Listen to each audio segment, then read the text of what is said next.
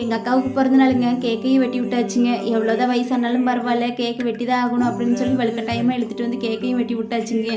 உடனே எங்கள் அப்பாவும் என் பிள்ளைக்கு பிறந்த நாளே இன்னைக்கு நான் மீன் வாங்கிட்டு வந்து அவளுக்கு செஞ்சு கொடுக்கணும் அப்படின்னு சொல்லிட்டு மீன் வாங்குறதுக்கு போயிடுச்சுங்க.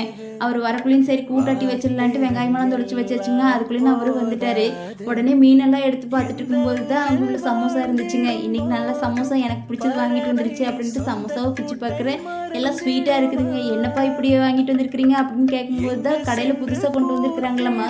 எங்கள் அப்பாவை பார்த்தோன்னே இந்தாங்க கொண்டு போய் நீங்கள் சாப்பிட்டு பார்த்துட்டு சொல்லுங்கள் எப்படி இருக்குதுன்னு பார்க்கலாம் அப்படின்னு சொல்லி அனுப்பிச்சுட்ருக்குறாங்க. எங்கள் அப்பாவும் வாங்கிட்டு வந்துருச்சு, என்னை ஏமாற்றி விட்டுருச்சு.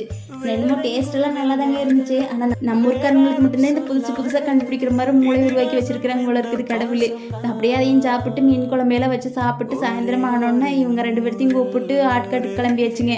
ஏதோ 2 மாடு தான் கூட்டிகிட்டு போகிறது. ஆனால் பாடி காடாவும் வந்துட்டு 4 பேர் வருவாங்க. 4 பேரும் சேர்ந்துட்டு அங்கே ஆட்டம் போடுறதுக்கு தான் வர்றது. வீட்லையெல்லாம் பாதுகாப்பாக இருக்க மாட்டானுங்க. இந்த மாடுக்கு எங்கே இருக்குது அங்கேயே தான் ஓடி வந்துடுதுங்க. வீட்டில் இருந்துட்டு பாதுகாப்பு கொடுத்துருவோம்லுங்க, அதுக்காகவே அங்கே ஓடி வந்துடுறானுங்க. அங்கே வந்துட்டு ஒரே ஆட்டம் தான் இந்த கண்குட்டியோட சேர்ந்துட்டு. அவளும் கம்முன்னு இருக்க மாட்டேங்கிறா. எல்லாத்தையும் சேர்ந்து கூட்டிகிட்டு வர்றது தான் எங்கள் வேலை. நாங்கள் மாடு மேய்க்கிறதோட சேர்ந்து இங்கே நாயும் மேய்ச்சிட்டு இருக்க வேண்டியதுதாங்க.